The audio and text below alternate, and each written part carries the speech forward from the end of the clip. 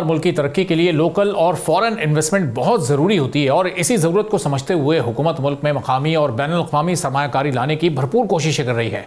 Shanghai cooperation organisation summit में पाकिस्तान की शिरकत भी इन्हीं कोशिशों का हिस्सा कहा जा सकता है। बीजिंग में होने वाली दूसरी पाकिस्तान चीन business to business investment conference में पाकिस्तान ने $5 अरब तक चीनी इन्वेस्टमेंट का हदफ रखा हुआ है। अब ये तवक्को की जा रही है कि न सिर्फ SCO समिट बल्कि बिजनेस टू बिजनेस कॉन्फ्रेंस में 70 से 75 MOUs, 40 से ज़ायद जॉइंट वेंचर्स और 100 से ज़ायद एग्रीमेंट्स में न सिर्फ दस्तखत किए जाएंगे बल्कि उन्हें तकमील तक ले जाने की भी भरपूर तरीके से कोशिश की जाएगी।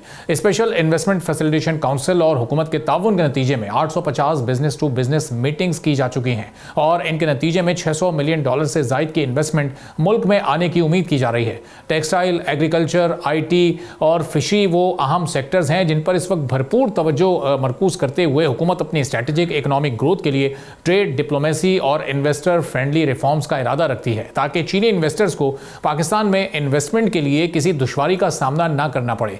अब रिवायती तौर पर गवर्नमेंट टू गवर्नमेंट चैनल्स पर तो काम किया जा रहा है, अब साथ साथ बिजनेस टू बिजनेस चैनल्स के लिए फैसिलिटेशन भी की जा रही है। इन इक़दामात को हुकूमत और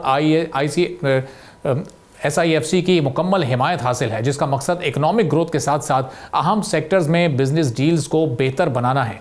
स्ट्रेटेजिक इकोनॉमिक इंजीनियरिंग के बेहतरीन हुकूमती इक़दामात के नतीजे में सिर्फ पिछले साल ही अगर हम देखें तो अमेरिका से $1.2 बिलियन से ज़्यादा के MOUs और एग्रीमेंट्स साइन हुए हैं और इनमें से 20% अब तक मुकम्मल भी किए जा चुके हैं। इन्वेस्टर्स की फैसिलिटेशन के लिए बड़े एयरपोर्ट्स पर चीनी इन्वेस्टर्स के लिए special lounge, one window trade facilitation centres और वीज़ा निज़ाम के रिफॉर्म्स भी शामिल हैं।